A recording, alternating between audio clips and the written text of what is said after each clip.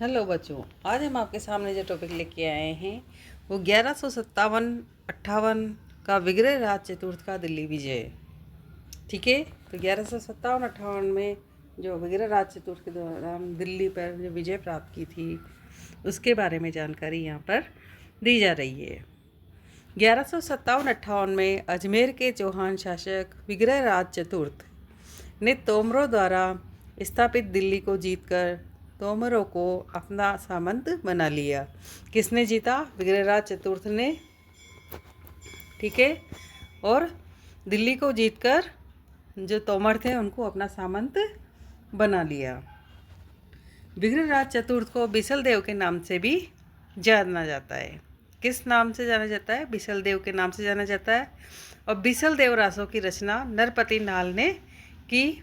आपने नाम सुना होगा बिसल देव रासो, जिसकी रचना की थी नरपति नाल ने, जिसमें राजा भोज की कन्या राजमती और बिसल देव के प्रेम का प्रसंग का वर्णन है। किसका है? राजा भोज की कन्या राजमती और बिसल देव के प्रेम का प्रसंग उसमें है। विग्रहराज चतुर्थ ने अजमेर में संस्कृत पाठशाला का निर्माण कराया था, जिसे कालांतर में तुड़वाकर दिल्ली सल्तनत के संस्थापक कुतुबुद्दीन ऐबक ने 1209 में इसके अवशेषों पर 2.5 दिन का झोपड़ा नामक मस्जिद का निर्माण कराया, जो संभवतः राजस्थान की प्रथम इस्लामिक मस्जिद है। क्या हुआ था? वीरराज चतुर्थ ने अजमेर में संस्कृत पाठशाला का निर्माण कराया था। किसका करवाया था? संस्कृत पाठशाला का। कहाँ पे? अजमेर में। ठीक है, जिसे कालांतर में तुड़वाकर दिल्ली सल्तनत के संस्थापक कुतुबुद्दीन ऐबक। कौन था संस्थापक? कुतुबुद्दीन ऐबक। इसने 1209 में इसके अवशेषों पर 2.5 दिन का झोपड़ा नामक मस्जिद का निर्माण कराया। कुतुबुद्दीन ऐबक ने क्या करवाया? 2.5 दिन के झोपड़े का निर्माण कराया, जो संभवतः राजस्थान की प्रथम इस्लामिक मस्जिद है। ठीक है, 2.5 दिन का झोपड़ा मस्जिद में पंजाब शाह की मजार स्थित है। किसकी है? पंजाब शाह की मजार है। और यहाँ पर प्रतिवर्ष पंजाब शाह का 2.5 दिन का उर्स लगता है। तो प्रतिवर्ष पंजाब शाह का क्या लगता है? 2.5 दिन का उर्स लगता है, और इस कारण इस मस्जिद को 2.5 दिन का झोपड़ा कहा जाता है। ठीक है, इसे 16 खंभों के महल के नाम से भी जाना जाता है। कितने खंभे हैं यहाँ पर? 16। तो 16 खंभों के महल के नाम से भी जाना जाता है। किसको? 2.5 दिन का झोपड़ा को। विग्रहराज चतुर्थ स्वयं विद्वान व विद्वानों का आश्रय देता था। विग्रहराज चतुर्थ किसा था? स्वयं भी विद्वान था और विद्वान और ज्ञानी लोगों को आश्रय देता था।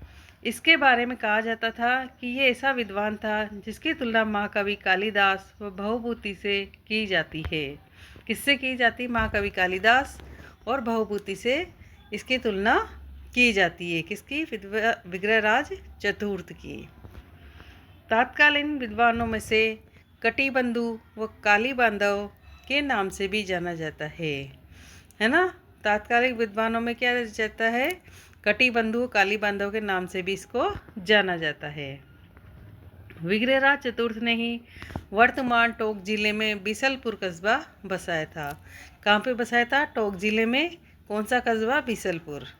ठीक है, किसने बसाया? विग्रहराज चतुर्थ ने।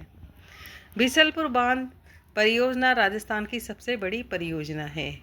जब बिसलपुर शब्द आ गया तो इसके बारे में अन्य जानकारी भी है कि बिसलपुर जो बांध है, बिसलपुर बांध परियोजना, वो राजस्थान की सबसे बड़ी परियोजना है। आगे देखते हैं अगला नोट विग्रहराज चतुर्थ के बारे में। विग्रहराज चतुर्थ ने हरिकेली नामक नाटक की रचना की थी। विग्रहराज चतुर्थ ने किसकी रचना की थी? हरिकेली की, जिसके कुछ शब्द आज भी इंग्लैंड के ब्रिस्टल में राजा राम मोहन की समाधि पर लिखे हुए हैं। कहाँ पर है? ब्रिस्टल, इंग्लैंड में ब्रिस्टल है। वहाँ पर राजा राम मोहन की जो समाधि है उस पर आज भी इसके कुछ शब्द लिखे हुए हैं। विग्रहराज चतुर्थ ने धर्मघोष सूरी के कहने पर एकादशी के दिन पशु बलि पर रोक लगा दी थी। विग्रहराज चतुर्थ ने क्या किया? धर्मघोष सूरी थे, उनके कहने पर एकादशी के दिन पशु बलि पर रोक लगा दी, क्योंकि एकादशी के दिन पशु बलि नहीं होगी। ठीक है, तो मुझे उम्मीद है आपको विग्रहराज चतुर्थ की ये बातें अच्छी लगी होंगी। आगे अन्य जानकारी लेकर आपके सामने फिर आएंगे। तब तक के लिए हमारे चैनल को लाइक शेयर सब्सक्राइब करें। जय हिंद, जय भारत।